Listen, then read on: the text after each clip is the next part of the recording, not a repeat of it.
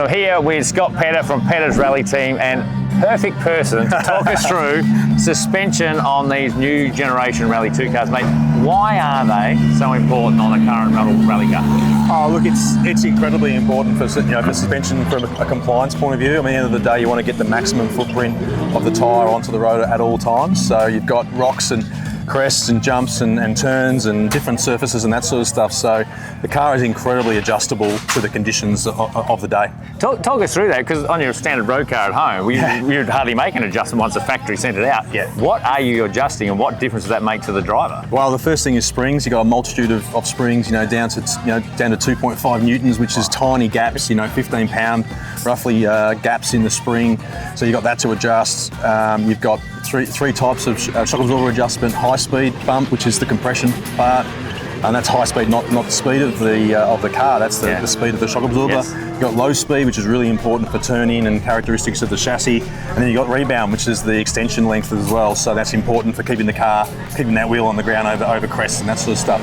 And all of those things sort of mould together to hopefully deliver a beautiful race car. So you've got a multi-layer. You can adjust all of those individually, and then most people probably at home wouldn't feel something. You can feel down to the last click on something. Oh yeah, and like it's massive. We tried the softer spring, for instance, in this test, and it was a huge difference. It was up to sort of quarter of a second a kilometre, which over the whole rally is probably 30 seconds difference just in a 15 pound spring change. Yeah. But you can fall outside the window if the conditions change, the tyre you might use, and the surface of the rally. So you're constantly trying to monitor that. So when we hear drivers talk about I haven't quite got the right setup, you're trying to find the right balance, and it's different race to race or rally to rally. Yeah, and some things are very easy to change on the fly. Obviously, shock absorbers, we've got a spanner we can change on the fly, but obviously you can't change the spring whilst you're out there. You can make some anti-roll bar adjustments, which is another factor as well.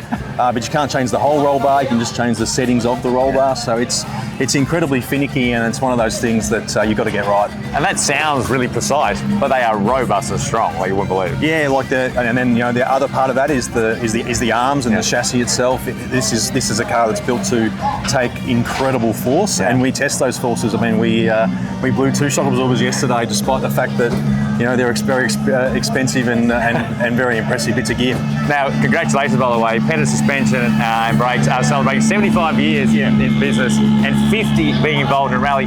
You do take some of this technology and understanding and principles into Pedder Suspension that we can take in our road cars. Yeah, it's been incredibly important for our business, the whole rallying thing, and it's just a way for us to obviously bring our brand to the people and also to get an understanding of the chassis dynamics of the car and what things do and that sort of stuff. And obviously our people love motorsport and V8s and rallying as well. So it's been an incredible ride for 75 years in business and a very special ride for 50 years of Australian rallying for sure. Mate, we've caught you on the hop here at service. And like you can see, one small component of a rally car, but like your car at home, hugely important.